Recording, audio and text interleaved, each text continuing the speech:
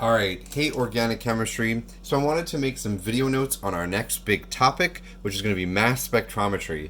We're going to have another graph that we're going to have to read and interpret to be able to help us create our structure. So let's start by explaining what mass spectrometry is.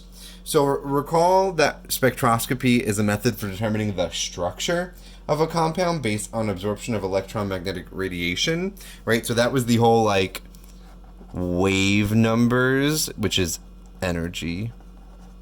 This is frequency, but we know that frequency can relate to energy. E equals h nu, and that was the wave numbers, okay? The sample is usually recovered unchanged after spectroscopic processes. So when we use IR, if I put a sample in, I'll get it back.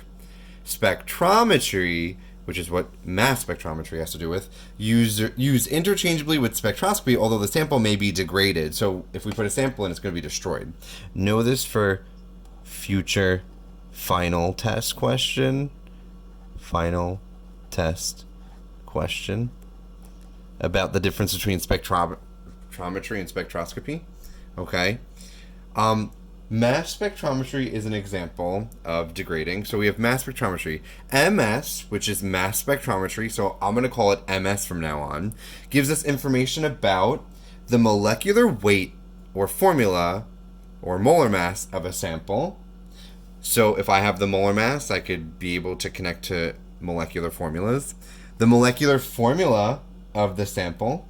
And then here's the most important thing to add to our knowledge for this semester.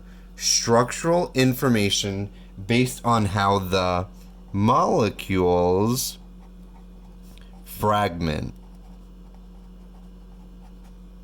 Fragment means break apart. Okay?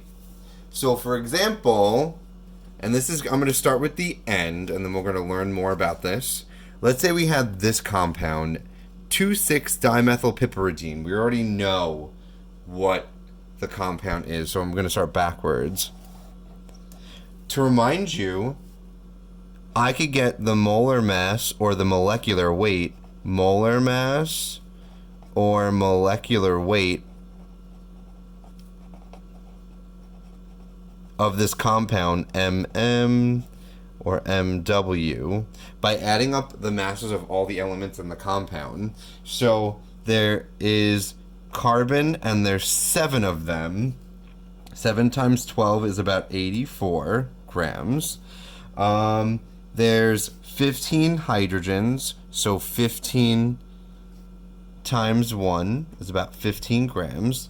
And then there's 1 nitrogen. 1 or 14 times 1, 14 grams.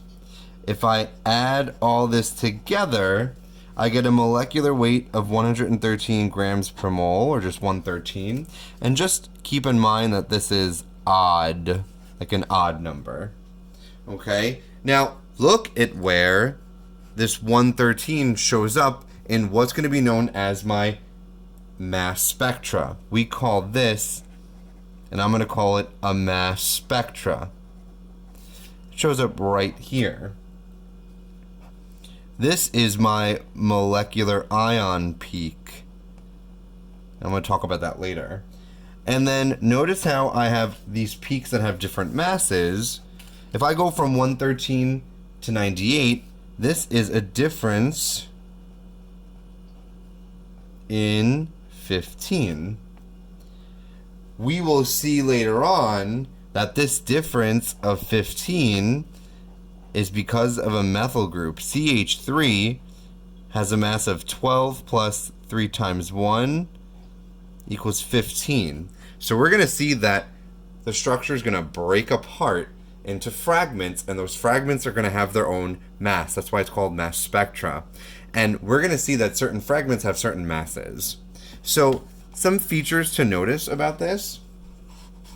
1, the peak, we call it the M over Z peak, which is the mass over charge peak, at 113 is the molecular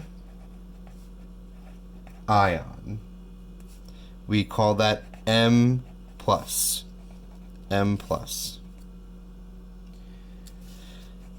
This peak, which is the farthest right,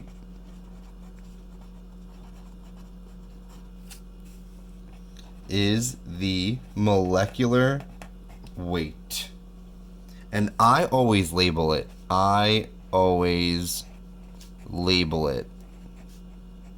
I'll label it as the M plus peak. Second thing, the compound's molecular weight is odd and contains an odd number of nitrogens. 1, 3, 5, 7, etc. For us, we will see later that if I have one nitrogen in my structure, it makes my molecular weight odd.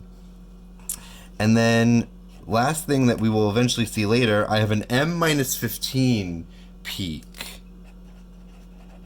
Meaning I have a peak that's next to my molecular ion, that this one is M minus 15. If I subtract 15 from 113, I get 98. That means I lost something that has a mass of 15. M minus 15 peak represents a loss of CH3, which has a mass of 15. So, this might not mean much to us yet, but this is how we're going to eventually read a mass spectra. I'm going to have a molecular weight. I'm going to have peaks that have different masses or different subtractions of masses, and each of these peaks correspond to different fragments in my structure. And one big peak that will come up all the time will possibly be an M minus 15 peak, which means I have a CH3 or a methyl group somewhere.